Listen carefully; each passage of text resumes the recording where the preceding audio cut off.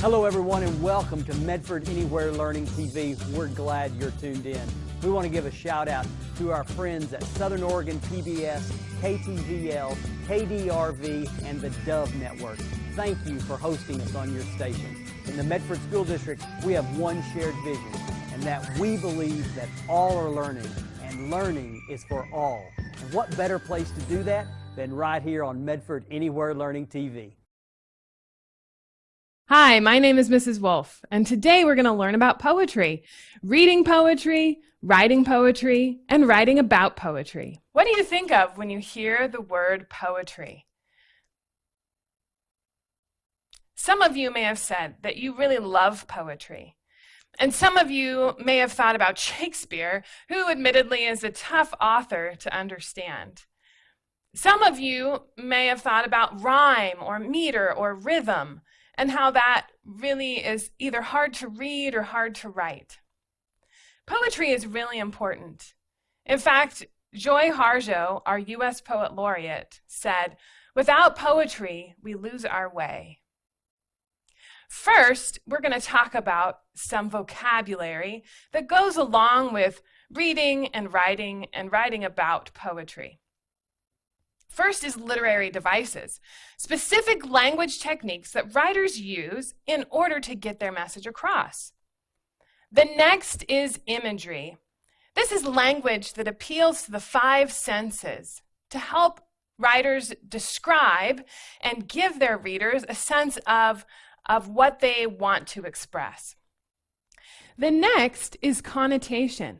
These are the emotional associations we have with words. One way that you can think about connotation is by thinking about the word home. Often we talk about home in terms of comfort or family or warmth, as opposed to house, a place where we live. So that's one way that you can think about connotation. The next vocabulary word that we have is metaphor. This is the comparison of two unlike things. For example, my brother is a bear when he's hungry. The next vocabulary word we have is simile. This is the comparison of two unlike things using like or as. For example, she shines like the sun. And lastly, alliteration. This is the repetition of initial consonant sounds, like the children's rhyme, Peter Piper picked a peck of pickled peppers. First, I'd like to talk to you about reading poetry. I've chosen two poets from the beginning of the 20th century. Both of them are American writers. The first is The Red Wheelbarrow by William Carlos Williams.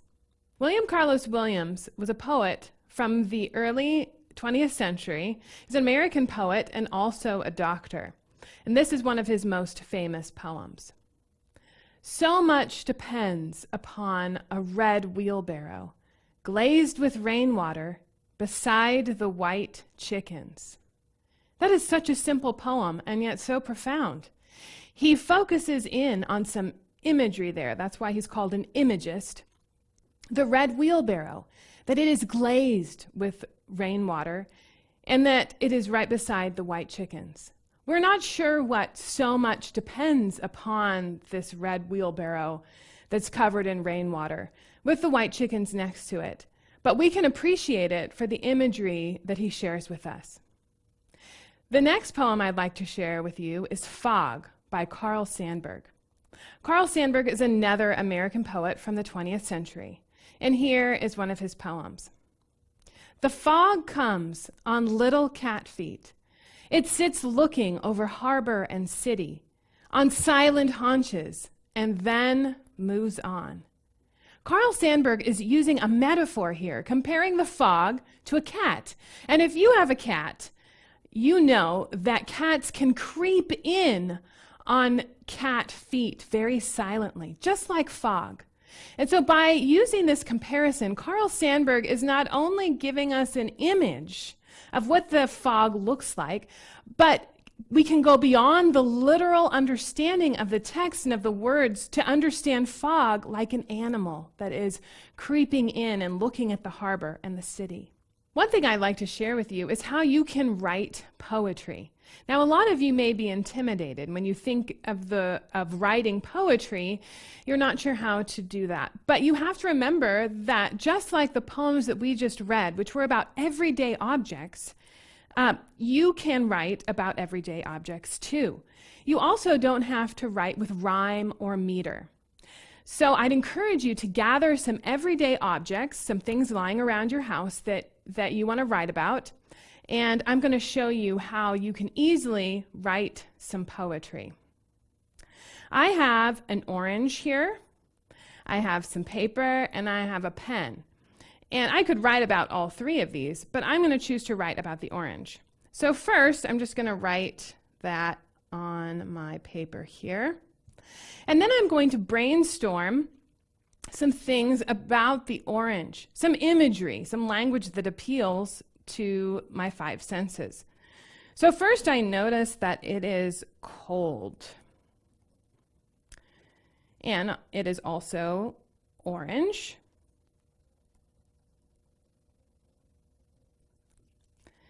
It's kind of smooth. It has small ridges.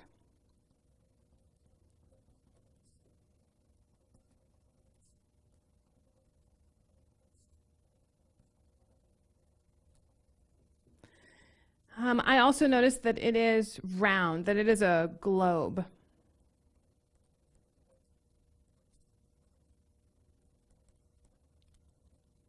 Now, I'm not going to peel this for you, but if I were to, I could eat the orange and maybe describe that. It may seem kind of silly, but I can listen to the orange, and the orange is not saying anything to me, so it is silent.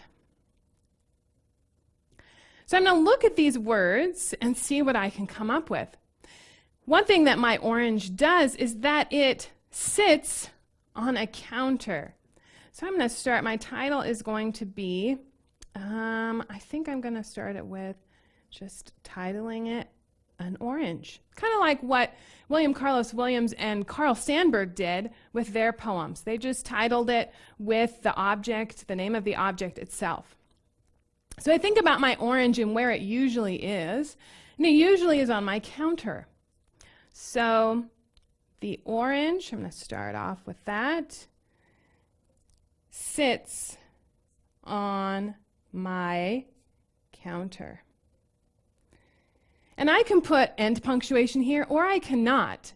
If you notice in William Carlos Williams' poem and Carl Sandburg's poem, they do not put punctuation at the end of each line.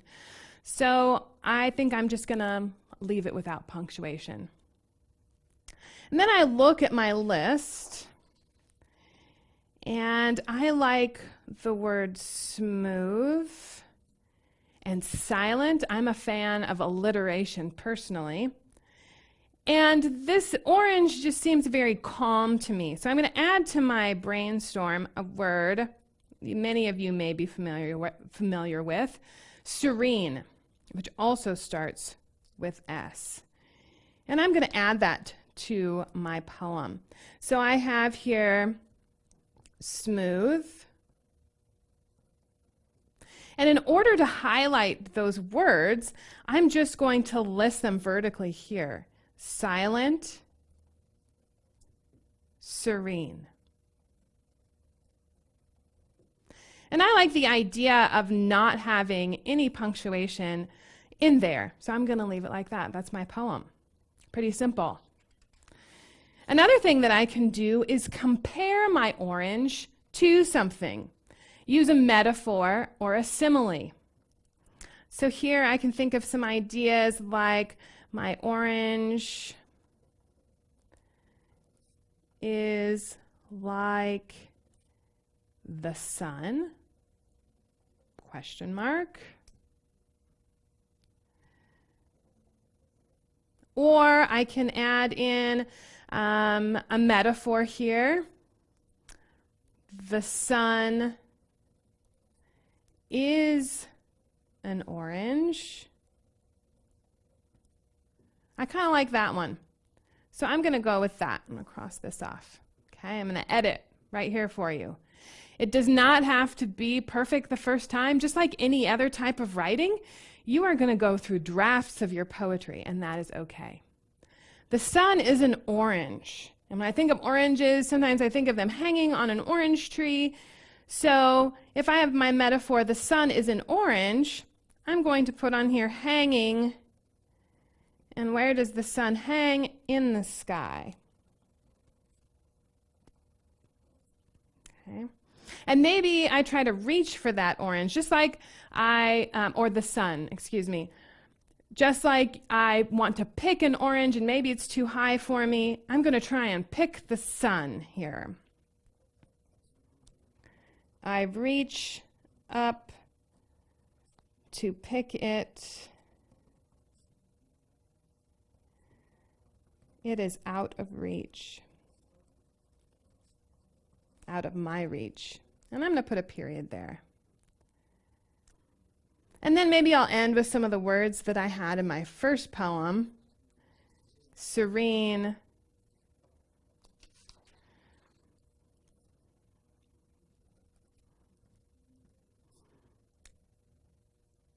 It is serene and untouched.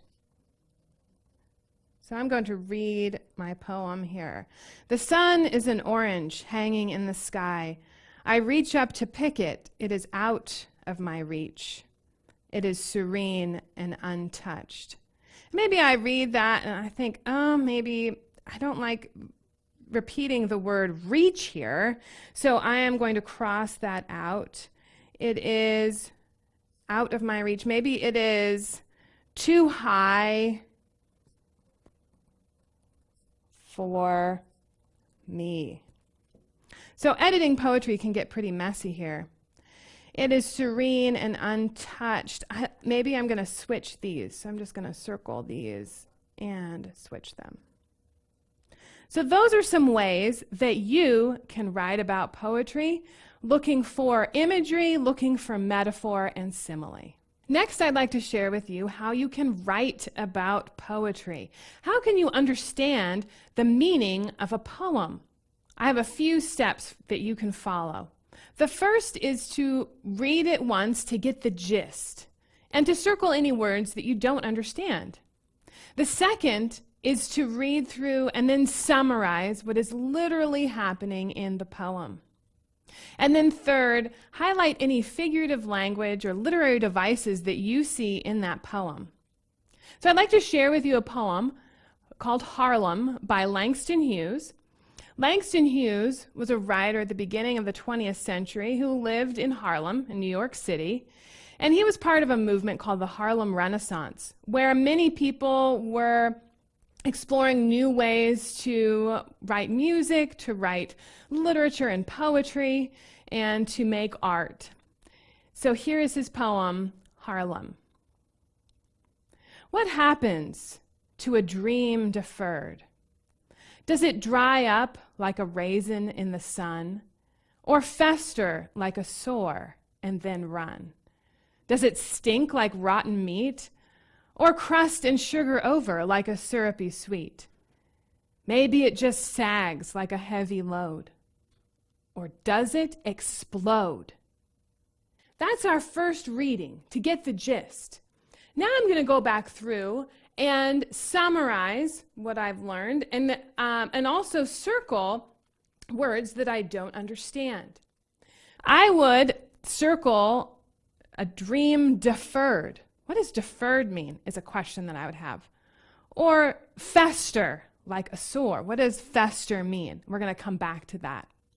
So if I look through this poem, I can summarize our second step, what is literally happening in the poem to help me understand what is going on. So I read what happens to a dream. And maybe I don't know what deferred means yet because I'm going to look that up in the dictionary. But a dream could be a dream that I have at night, or maybe it's a dream like a goal or an aspiration. So I'm going to put that in my mind and to summarize that there. Does it dry up like a raisin in the sun? I know that grapes, when they dry up, are raisins, so I can understand that part. I'm not sure about fester yet, and we're going to get there. But a sore, is it a wound or an injury? That would be a question that I have. Does it stink like rotten meat? I know that when I have rotten meat, it stinks and I want to throw it away. So I understand that part. Or crust and sugar over, like a syrupy sweet. You know, something that is sugary may crust over when it gets old or deformed. So that's what that sounds like to me.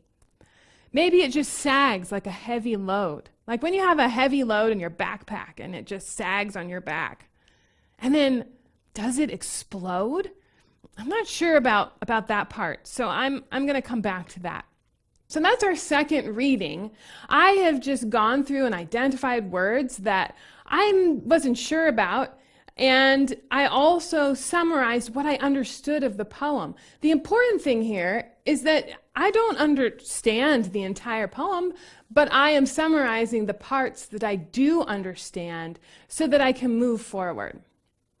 Next, the last step is to highlight the literary devices that I see in the poem. So the first line, what happens to a dream deferred? And I looked that up in the dictionary and I learned that deferred means to put off or postpone to a later time. So what happens to a dream put off or postponed to a later time is his first question. Notice also that I have highlighted that and I can see that there is some alliteration. A dream deferred. He is repeating the initial consonant sounds, D there. Does it dry up like a raisin in the sun? Now I notice that it is referring to dream deferred. So I've highlighted that in the same color. So he's comparing a dream that is postponed to a raisin that is drying up in the sun. And he uses like or as, so it is a simile. So I'm going to annotate that. Or fester like a sore and then run. And I said we'd come back to fester. And fester means to become inflamed and generate pus. So that's kind of gross. It's a wound that is pussing and running and is inflamed. So he's using simile again here as well. And then, does it stink like rotten meat? Again, comparing a dream deferred to rotten meat. He's using a simile here. Langston Hughes really likes similes in this poem. Or crust and sugar over like a syrupy sweet. Again, a simile. Maybe it just sags like a heavy load. And you guessed it, it's a simile. And then lastly, or does it explode? And hold on. He has not used a simile here. He is comparing a dream deferred to something that explodes. And so we don't know what that thing is. Maybe it's something that explodes on its own, like vinegar and baking soda. Or maybe it's something that explodes because it's so exciting. Or maybe, so I have some questions there about that. But I know that he's comparing a dream deferred to something that explodes without using like or as. So I'm going to put metaphor there. So I've gone through all of those steps, and I am still not sure about the meaning of the poem. So I'm going to go through a few other questions to help me and you understand what this poem means.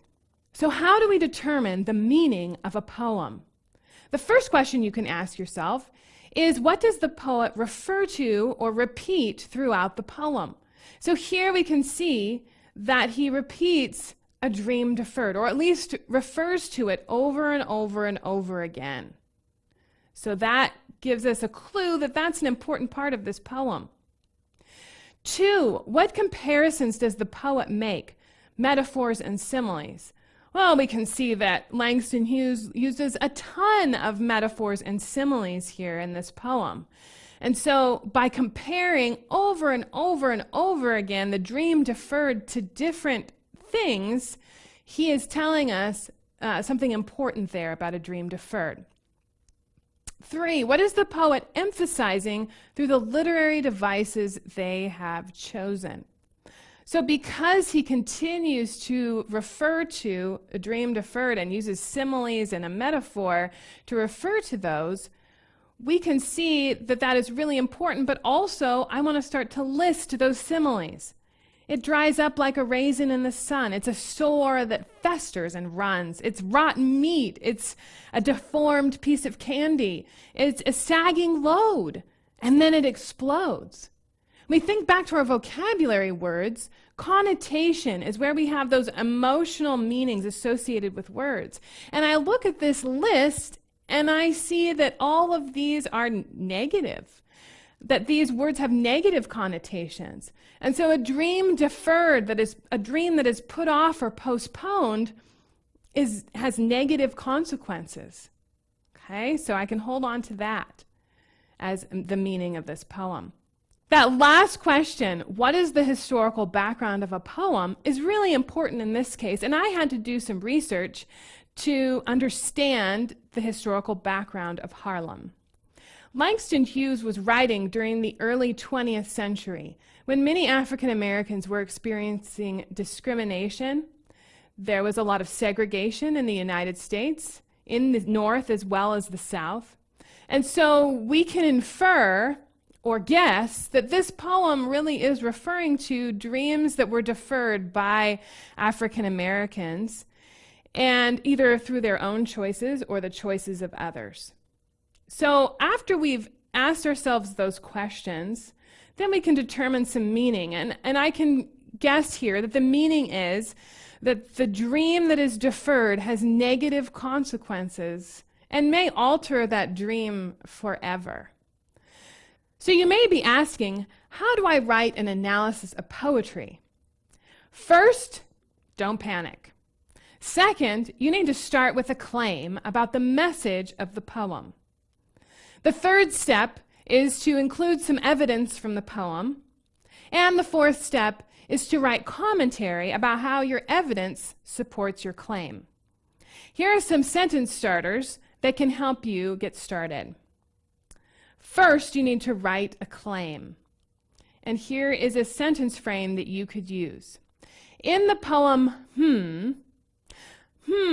uses in order to express the idea that We're going to fill in those blanks with the poem's title, the poet's name, the literary device or devices that you're going to focus on, and the meaning of the poem. So here's our example.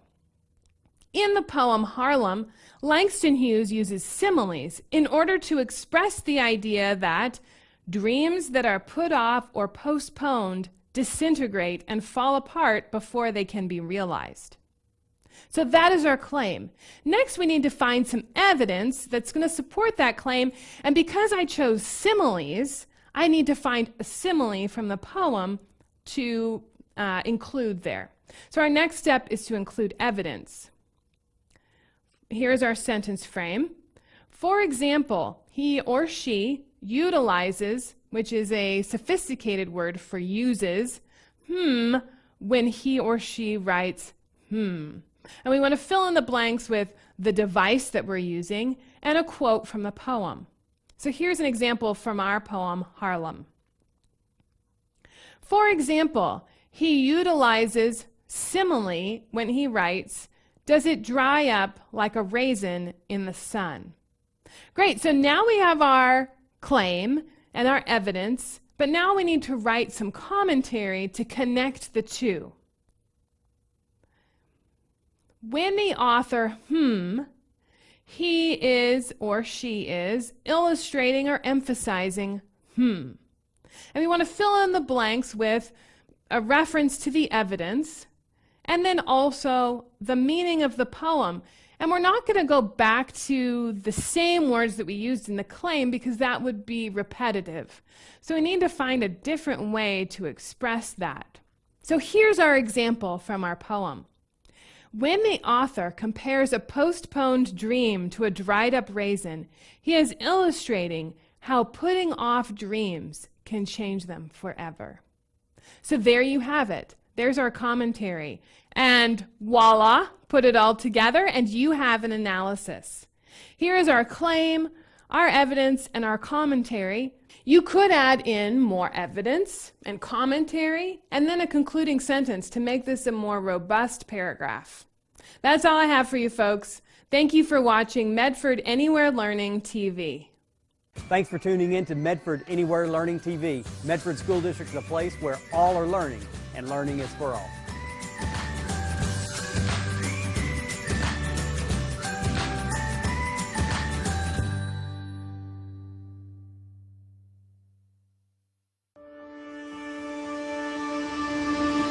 I am an educator. I am an innovator. I am an innovative educator. I will continue to ask what is best for learners. With this empathetic approach, I will create and design learning experiences. I'm an educator. I'm an innovator. I believe that my abilities, intelligence, and talents can be developed, leading to the creation of new and better ideas. I recognize that there are obstacles in education, but as an innovator, I will focus on what is possible today to make way for even richer possibilities for tomorrow. Soy una educadora, soy una innovadora. I am an educator. I am an innovator. I will utilize the tools that are available to me today, and I will continue to search for new and better ways to grow, develop, and share my thinking while creating and connecting my learning. I focus not only on where I can improve, but where I am strong and what I can do to help develop those strengths in myself and others. I am an educator. I am an innovator. I build upon what I know, but I do not limit myself for my students. I embrace knowledge, and I'm continuously asking questions that allow my students and myself to move forward. I'm an educator. I'm an innovator. I question thinking, challenge ideas, and do not accept this is the way we've always done it as an acceptable answer for my students or for myself. I'm an educator. I am an innovator. I model learning and leadership I seek in others. I take risks, try new things, develop and explore new opportunities.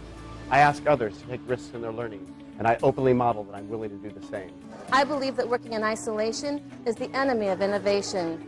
By working with others, I will create learning opportunities for others and myself. I am an educator. I am an innovator. I connect with others both locally and globally to tap into ideas from all people and places. I will use these ideas along with my professional judgment to adapt to the needs of the learners in my community. I believe in my voice and experiences and the voice and experiences of others, because that's what moves education forward. I'm an educator. I'm an innovator. I am an educator. I am an innovator. I share because the learning I create and the experiences I have help others. I share to push my own thinking and to impact learners both young and old all over the world. I listen and learn from different perspectives because I know we are much better together than we could ever be alone. I can learn from anyone at any situation. I actively reflect on my learning because I know looking back is critical to moving forward. I am an educator. I am an innovator. I am an educator. I am an innovator. I am an educator. I am an innovator. A principal makes sure everyone is safe and we don't run into any problems like, oh, what if we don't have enough money for all the field trips we're having? The principal always puts the big pictures for assemblies on the screen. Bring teachers to meetings to help them learn stuff. Make sure that the students are on task and following the rules. Whenever somebody comes to the office, they both solve their problems together and make a solution for every problem that they do. Have you ever had to go to the office and talk to the principal? Yes. What's that like?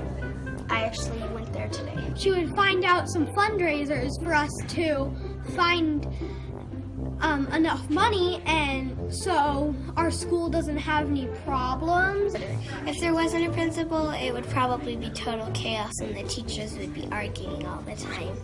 This whole entire school would be like so crazy that there would be people getting so crazy that they would be like throwing food all over the walls, pushing bookshelves down, breaking stuff. Thank you for making the school the most wonderfulest place. Thank you for running this school. I really like it. Thank you for being great representative for the students and for other people around the world.